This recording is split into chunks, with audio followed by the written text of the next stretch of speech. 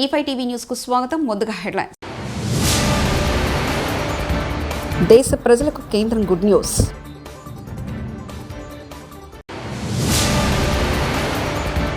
అమల్లోకి భూభారతి పోర్టల్లోని సేవలవే సీఎం రేవంత్ రెడ్డి.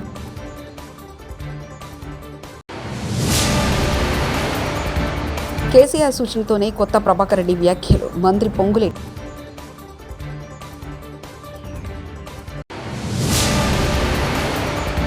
పవిత్రంగా నిర్వహించాల్సిన గోశాలలో జరిగే తప్పులను ఎత్తి చూపించారు మాజీ టీడీటీ చైర్మన్ భూమన. దేశ ప్రజలకు కేంద్ర ప్రభుత్వం గుడ్ న్యూస్ చెప్పింది. ఆసుపత్రుల్లో మెడిక్లెయిమ్ ప్రక్రియ వేగవంతంగా చేయడంపై చర్యలు చేపట్టింది. ఆరోగ్య బీమా క్లెయిమ్ అథరైజేషన్ 1 గంటలో, తుది సెటిల్మెంట్లు 3 రోజుల్లో పూర్తి చేయడం తప్పనిసరి చేయాలని కేంద్రం భావిస్తుంది. బ్యూరో ఆఫ్ ఇండియన్ స్టాండర్డ్స్ ప్రమాణాలతో బీమా క్లెయిమ్ అప్లికేషన్ ఫారంలను సులభంగా అర్థమయ్యేలా రూపొందించనుంది. ప్రతి భారత పౌరుడికి 2047 నాటికి ఆరోగ్య బీమా కల్పించాలనే లక్ష్యంతో కేంద్రం చర్యలు తీసుకుంటుంది. మెడిక్లెయిమ్ ప్రాసెసింగ్ను డిజిటల్గా ప్రమాణీకరించేందుకు నేషనల్ హెల్త్ క్లెయిమ్స్ ఎక్స్చేంజ్ ప్లాట్ఫామ్ను అభివృద్ధి చేయాలని నిర్ణయించింది. తెలంగాణ ప్రభుత్వం ప్రతిష్టాత్మకంగా చేపట్టిన భూభారతి పోర్టల్ అందుబాటులోకి వచ్చింది. ఈ పోర్టల్లో 10 మాడ్యూల్స్ ఉన్నాయి. రిజిస్ట్రేషన్, మ్యూటేషన్, ఆర్ఓఆర్ కరెక్షన్, నాలా, అప్పీల్, భూముల వివరాలు, భూముల మార్కెట్ విలువ, నిషేధిత భూములు, ఈ challan application status, registration documents వివరాలు, ఇతరాల పేరిట ప్రత్యేక మాడ్యూల్స్ను పొందుపరిచారు. పోర్టల్లో సీఎం రేవంత్ రెడ్డి, రెవెన్యూ శాఖ మంత్రి పొంగులేటి శ్రీనివాసరెడ్డి ఫోటోలున్నాయి. తెలంగాణ రాజముద్ర, తెలంగాణ రైజింగ్ లోగోలు, ప్రతి మాడ్యూల్లో ప్రత్యేకంగా రూపొందించిన తెలంగాణ తల్లితో కూడిన లోగోను పొందుపరిచారు. 4 మండలాల్లో పైలట్ ప్రాజెక్టు కింద భూభారతి పోర్టల్ జూన్ 2వ తేదీ నుంచి పూర్తి స్థాయిలో అందుబాటులో రానుంది. పరిష్కరించే దిశగా ఉండాలి అని చెప్పి ఆనాడు కాంగ్రెస్ ప్రభుత్వం శ్రీమతి ఇందిరాగాంధీ గారు భావించారు. భూమి అనే చర్చ ఎప్పుడొచ్చినా బూరుగుల రామకృష్ణారావు గారు కావచ్చు, పి నరసింహారావు గారు కావచ్చు, శ్రీమతి ఇందిరాగాంధీ గారి నేతృత్వంలో జరిగిన భూసేకరణ, ఒకనాడు వేలాది ఎకరాలు జమీందారులు, జాగీర్దారులు, భూస్వాముల దగ్గర ఉన్న భూములను అగ్రికల్చర్ సీలింగ్ యాక్ట్ తీసుకొచ్చి భూ పరిమితి చట్టాలు తెచ్చి వాళ్ళ దగ్గరున్న లక్షలాది ఎకరాలను ప్రభుత్వం వాళ్ళ నుంచి తీసుకొని దళితులకు, గిరిజనులకు, ఆదివాసీలకు, బలహీన వర్గాలకు ఆత్మగౌరవం తెచ్చే భూ కేటాయింపులు కాంగ్రెస్ ప్రభుత్వం శ్రీమతి ఇందిరాగాంధీ గారు చేపట్టారు. అదేవిధంగా వారసత్వంగా వచ్చిన భూములు కావచ్చు, తమ శ్రమతో కొనుగోలు చేసిన భూములు కావచ్చు, అటవీ భూమి హక్కుల చట్టం ప్రకారం ఆదివాసీలకు ఇచ్చిన పోడు భూముల పట్టాలు కావచ్చు, ఈ అన్ని భూముల యొక్క హక్కులను రెవెన్యూ శాఖ భద్రంగా పొందుపరిచి వాళ్ళ హక్కులను ఆనాడు పటేల్ పట్వారీ వ్యవస్థలో గ్రామాలలో పట్వారీలు భూముల వివరాలను నమోదు చేసేవాళ్ళు. ఆ పట్వారీలు నమోదులు చేసిన భూముల వివరాలు అధికారులకు, కాంగ్రెస్ నాయకులకు ఎమ్మెల్సీ కవిత వార్నింగ్. మా కార్యకర్తలను ఎవరెవరు బెదిరిస్తున్నారో వాళ్ళ పేర్లు బరాబర్ పింక్ బుక్లు రాస్తాం, వాళ్ళని వదిలే ప్రసక్తి లేదంటూ ఎమ్మెల్సీ కవిత వ్యాఖ్యానించారు. బెదిరించి వాళ్ళ నేను ఈ సభకు మీ దగ్గరకు వచ్చినా అని వారి యొక్క పోరాట పటిమను చూపించినందుకు తమ్ముళ్ళకు కూడా ధన్యవాదాలు చెప్తా ఉన్నాం. అట్లనే ఇంకా చాలా మంది మాట్లాడుకుంటా అన్నారు, అక్క ఫోన్లు చేసి బెదిరిస్తున్నారని చెప్పి. అన్న జుబేర్ అన్న ధైర్యంగా ఉండు, ఎవరెవరు బెదిరిస్తున్నారో వాళ్ళ పేర్లు బరాబర్ పింక్ బుక్ లో రాస్తాం, ఇడిచిపెట్టేదైతే ఉండదు, అందులో ఏమీ ఆలోచించదు. కేసీఆర్ సార్ మంచోడు కావచ్చు, నేను కొంచెం రౌడీ టైపే, ఎట్టి పరిస్థితిలో ఇడిచిపెట్టుడు ఉండదు.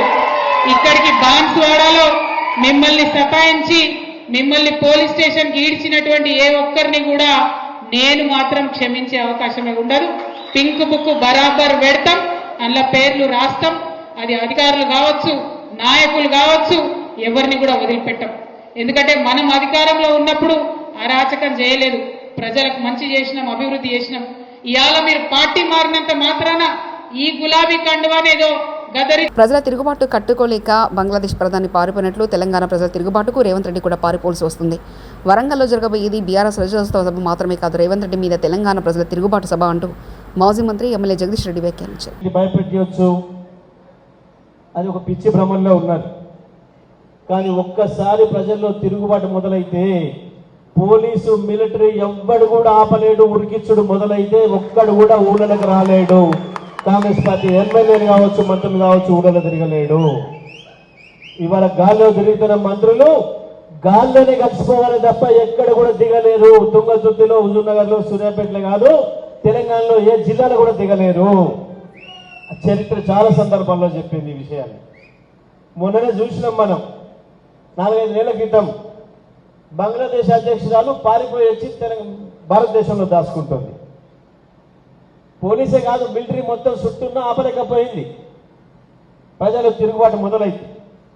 అగో ఇవాళ ప్రజలు మా తిరుగుబాటుకు సూచనగా వరంగల్కు చేరాలి, కేసీఆర్ దగ్గరికి చేరాలి అన్న పద్ధతిలో ఉన్నది ఇవాళ తెలంగాణ ప్రజలు ఆలోచిస్తున్నారు. వరంగల్లో జరిగే సభ బీఆర్ఎస్ రజతోత్సవ సభ మాత్రమే కాదు, కాంగ్రెస్ పార్టీ ప్రభుత్వం పైన తెలంగాణ ప్రజల తిరుగుబాటు సభగా మారుతున్నది. ఆ పరిస్థితి వస్తుంది. హెచ్సీలో మేము చెట్లు నరకలేదు, జంతువులు చనిపోలేదు. మా ప్రభుత్వం ఇంకా చెట్లను పెంచుతుంది, జంతువులను కాపాడుతుంది. అడవి కాని దాన్ని అడవి అంటూ తప్పుగా చూపించారంటూ డిప్యూటీ సీఎం బట్టి విక్రమార్క, మంత్రి శ్రీధర్ బాబు వ్యాఖ్యానించారు. ఎకలాజికల్ బ్యాలెన్స్ తో ముందుకు తీసుకొని పోవాలని బాగా నమ్మేటువంటి ప్రభుత్వం ఇది. పూర్తి స్థాయిలో తెలంగాణలో అడవుల్ని, జంతువుల్ని, పర్యావరణాన్ని రక్షించే కార్యక్రమంలో భాగంగానే ప్రభుత్వం ముందుకెళ్తుంది. అడవి కాని భూమిని అడవి అంటున్నారు ఓ ప్రధానమంత్రి అంటే ఆశ్చర్యం వేస్తుంది. అంటే ఇక్కడ ఉన్న స్థానిక బీజేపీ నాయకత్వం ఆ విధంగా వారికి ఫీడ్బ్యాక్ ఇవ్వడం అనేది కూడా సరికాదు. అక్కడ ఉన్న భూమి అటవీ ప్రాంతమే కాదు, ఏం చెప్పమంటారు, కోర్టులో నడుస్తూ ఉన్న మ్యాటర్. ఆ విషయంలో మేము ఎక్కువ మాట్లాడకుండా మేము ఖచ్చితంగా కూడా న్యాయాన్ని నమ్ముతాం, న్యాయస్థానాన్ని నమ్ముతాం. కోర్టు పరంగా ఇచ్చే జడ్జిమెంట్ కు సంబంధించి మా వాదనలను కూడా వినిపిస్తాం. ఆర్టిఫిషియల్ ఇంటెలిజెన్స్, కృత్రిమ మేధను ఉపయోగించుకొని అనేక మందిని ప్రభావితం చేసే విష ప్రచారం చేసిన, విషం జిమ్మే కార్యక్రమం చేసిండ్రు ప్రక్కన టీఆర్ఎస్, ఇంకో పక్కన బీజేపీ. వాటి స్పష్టంగా కూడా రేపు రాబోయే కాలంలో తప్పకుండా జవాబు చెప్తాం. కాంగ్రెస్ పార్టీకి ఇందిరమ్మ ప్రభుత్వానికి ప్రజలు మద్దతిచ్చారని మంత్రి పొంగులేటి శ్రీనివాసరెడ్డి అన్నారు. ప్రభుత్వాన్ని పడగొట్టాలని పలువురు కోరుతున్నారంటూ భారాస ఎమ్మెల్యే కొత్త ప్రభాకర్ రెడ్డి చేసిన వ్యాఖ్యలపై మంత్రి ఆగ్రహం వ్యక్తం చేశారు. తమ ప్రభుత్వం ఏర్పడిన వారం నుంచి అధికార దహంతో కూల్చే ప్రయత్నం చేస్తున్నారని విమర్శించారు. ఇందిరమ్మ ప్రభుత్వానికి మద్దతు తెలిపి పూర్తి మెజారిటీ ఇచ్చినప్పటికీ ఈ ఇందిరమ్మ ప్రభుత్వాన్ని మేము కూలుస్తామని అనేక పర్యాయాలు ఆనాడు 10 సంవత్సరాలు పరిపాలించిన పార్టీ నాయకులు తహతాలాడుతున్నారు. అనేక సందర్భాల్లో గౌరవ ముఖ్యమంత్రి గారు, సహచర మంత్రులు అనేక సందర్భాల్లో మేము స్పందించాం. కొత్త ప్రభాకర్ రెడ్డి గారు ఏదో మీడియాలో ఉదయం చూశాను, చాలా స్పష్టంగా చెప్పారు. ఏదైతే మొదటి నుంచి ధరణి కార్యక్రమం ద్వారా గడిచిన 10 సంవత్సరాలలో అధికారంలో ఉన్న పార్టీ అక్రమంగా పేదోళ్ల ఆస్తిని, పేదోళ్ల భూమిని, ప్రభుత్వ భూములని, వక్ఫ్ బోర్డు భూములని, రెవెన్యూ భూములని, అటవీ శాఖ భూములని వారి తొత్తులకి కట్టబెట్టామని చెబుతూ వచ్చామో, ఆ కట్టబెట్టి లబ్ధి పొందిన లబ్ధిదారులు ఎవరైతే ఉన్నారో ఆ లబ్ధిదారులకి ఏ భూభారత్నైతే నిన్న లాంచ్ చేశామో, ఏ భూభారత్ వస్తే పేదవాడికి న్యాయం జరుగుద్ది, ప్రభుత్వ స్థలాలకి పూర్తి భద్రత ఉంటది అని ఒక సదుద్దేశంతో భూభారత్ని లాంచింగ్ చేయటానికి కొన్ని గంటల ముందే ఆ గౌరవ శాసనసభ్యులు కొత్త ప్రభాకర్ రెడ్డి గారు అన్నది వారి గుండెల్లో రైలు ఎలా పరిగెడుతుందో, వారి ఆందోళన ఏంటో ఈ భూభారత్ వచ్చిన తర్వాత చాలా స్పష్టంగా అర్థమవుతుంది. అంటే ఇది కొత్త ప్రభాకర్ రెడ్డి గారి వారి సొంత ఆలోచన కాదు. కొత్త ప్రభాకర్ రెడ్డి గారు అంటే కేసీఆర్ గారి ఆత్మ. కేసీఆర్ గారి నోట్లో నుంచి ఏ మాట రావాలనో అది కొత్త ప్రభాకర్ రెడ్డి గారి నోట్లో నుంచి వచ్చే మాట. దానికి ఉదాహరణ ఉంది. మైనార్టీలను మోసం చేసి ఇప్పుడు మొసలి కన్నీరు ఎందుకు Jagan Reddy? Minority finance corporation chairman Maulana Mustaq Ahmed media సమావేశం. జగన్మోహన్ రెడ్డి గారు చేస్తున్న డ్రామాలు కానీ నాటకాలు కానీ రాష్ట్ర ప్రజలకి బాగా తెలుసు. ఏదో మభ్యపెట్టి మోసం చేయాలంటే రాష్ట్ర ప్రజలు సహించరు. అది ఏమంటే వక్ఫ్ సవరణ చట్టం గురించి జగన్మోహన్ రెడ్డి గారు వాళ్ళ ఎంపీలు లోక్సభలో వ్యతిరేకించి రాజ్యసభలో వక్ఫ్ అమెండ్మెంట్ యాక్ట్కి మద్దతుగా నిలబడినారు. ఆ తర్వాత జగన్మోహన్ రెడ్డి గారు విప్ జారీ చేయడం జరిగింది. ప్రతి ఒక్కరూ అర్థం చేసుకోవాలి, ఆ విప్ రాజ్యసభలో మద్దతు ఇవ్వక ముందు జారీ చేయాల్సింది. పని పూర్తి చేసి విప్ జారీ చేసి రాష్ట్ర ప్రజలకి మభ్యపెట్టి మోసం చేయడానికి ఒక కుట్ర. గతంలో చంద్రబాబు దళిత సమాజాన్ని అనగదొక్కారని, వారి జీవితాలను చిన్నాభిన్నం చేశారని వైఎస్ఆర్సీపీ రాష్ట్ర ఎస్ఎస్ఎల్ అధ్యక్షుడు మాజీ ఎమ్మెల్యే టీజేఆర్ సుధాకర్ బాబు మండిపడ్డారు. మంగళవారం ఆయన తాడేపల్లిలోని వైఎస్ఆర్సీపీ కేంద్ర కార్యాలయంలో మీడియా సమావేశంలో మాట్లాడుతూ అధపాతాళానికి దళితులను తొక్కేశారని, వారికి సంబంధించిన ఏ పథకం అమలు కావడం లేదంటూ నిలదీశారు. అంబేద్కర్ అందరివాడే కానీ చంద్రబాబు కొందరివాడు. నిజంగా దళితులపై ప్రేమ ఉంటే విజయవాడలోని అంబేద్కర్ విగ్రహాన్ని ఇప్పటివరకు ఎందుకు సందర్శించలేదు? సామాజిక న్యాయ మహాశిల్పం దగ్గర ఉన్న వైఎస్ జగన్ పేరును ఎందుకు తొలగించారు? దళితులతో ఏ పథకం అందించకుండా ఇళ్లకు చంద్రబాబు ఏ ముఖం పెట్టుకుని వెళ్తారంటూ ప్రశ్నించారు. మీరేం చేశారు? పాతాళానికి దళితుల యొక్క విద్యని తొక్కేశారు.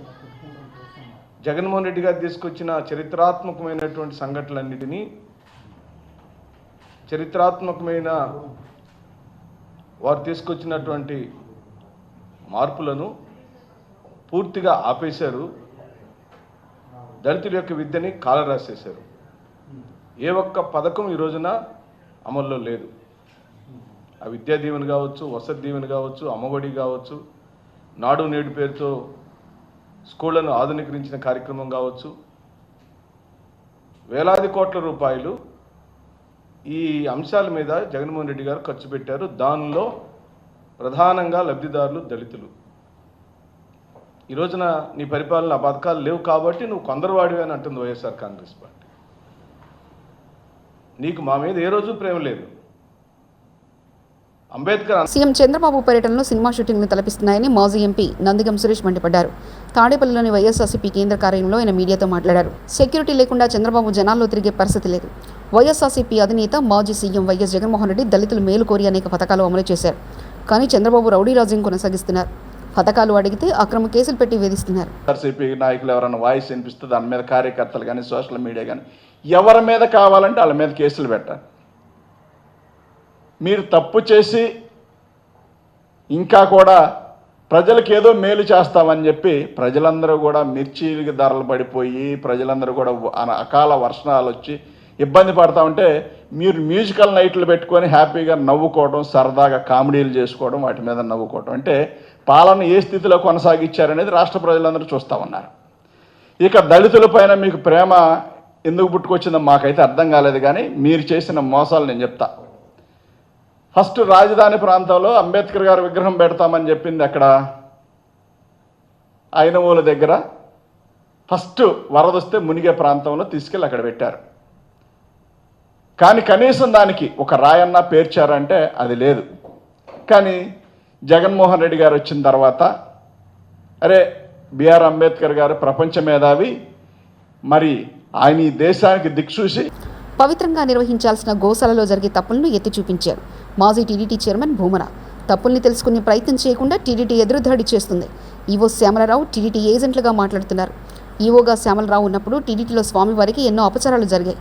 గోవుల మరణాలపై దిగజారి మాట్లాడుతున్న వ్యక్తి టీడీటీ చైర్మన్ పదవికి అర్హుడా అంటూ కొట్టు సత్యనారాయణ వ్యాఖ్యానించారు. పవిత్రంగా నిర్వహించవలసిన కార్యక్రమం ఆ గోశాలలో గోవులకి సక్రమైన వసతులు కల్పించి అన్ని రకాలుగా కూడా పోషించవలసిన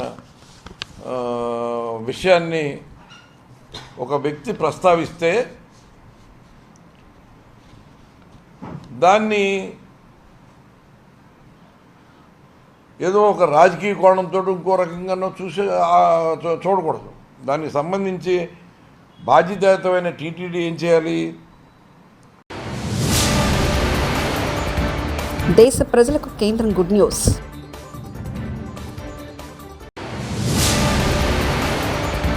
అమల్లోకి భూభారతి పోర్టల్లోని సేవలవే సీఎం రేవంత్ రెడ్డి.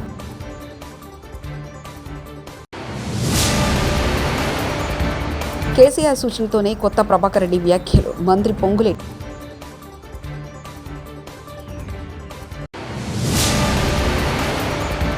పవిత్రంగా నిర్వహించాల్సిన గోశాలలో జరిగే తప్పులను ఎత్తి చూపించారు మాజీ టీడీటీ చైర్మన్ భూమన.